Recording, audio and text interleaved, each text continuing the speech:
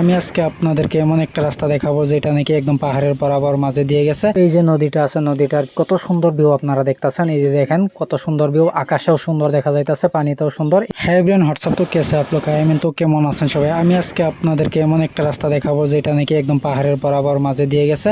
এমন একটা রাস্তা আছে গুয়াহাটি জোড়াবাট, কিন্তু ওইটা না। আজকে আমি আপনাদেরকে মরিগাঁও পার হয়ে গিয়ে একটা রাস্তা আছে, মানে মরিগাঁও জেলাতে পরে একদম পাহাড়ের বরাবর দিয়ে রাস্তাটা গেছে।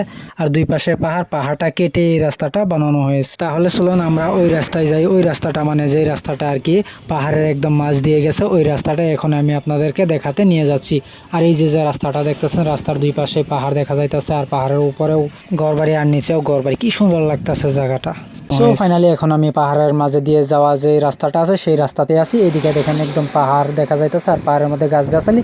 আর রাস্তার এই পাশেও আমি আপনাদেরকে দেখাইতেছি। এই যে দেখেন পাহাড় দেখা যাইতেছে, গাছগাছালিও দেখা যাইতেছে, সাথে একটা বড় পাথর আছে। এই যে পাহাড়টা দেখছেন, এই রাস্তাটার মাঝখানেও পাহাড় ছিল, কিন্তু পাহাড়টা কেটে এদিকে রাস্তা বানানো হয়েছে। এখন আমি আপনাদেরকে ওইখান থেকে একটু চলে আসছি, অন্য জায়গায় একটা দেখাইতেছি। এখানে একটা নদী আছে মরিগাঁও যাওয়ার পথেই। এই দেখেন নদীটা দেখতেছেন, এই নদীর ওই পাশেও পাহাড়, এই পাশেও চারোপাশে একদম পাহাড়ি পাহাড়। আর নদীতে কয়েকদিন আগে একটু পানি বেশি ছিল, এখন একটু পানি কমছে। এই যে নদীটা আছে, নদীটার কত সুন্দর ভিউ আপনারা দেখতেছেন। এই যে দেখেন কত সুন্দর ভিউ, আকাশেও সুন্দর দেখা যাইতেছে, পানিতেও সুন্দর। এই যে বাইকটা দেখতেছেন, এটা আমার বাইক।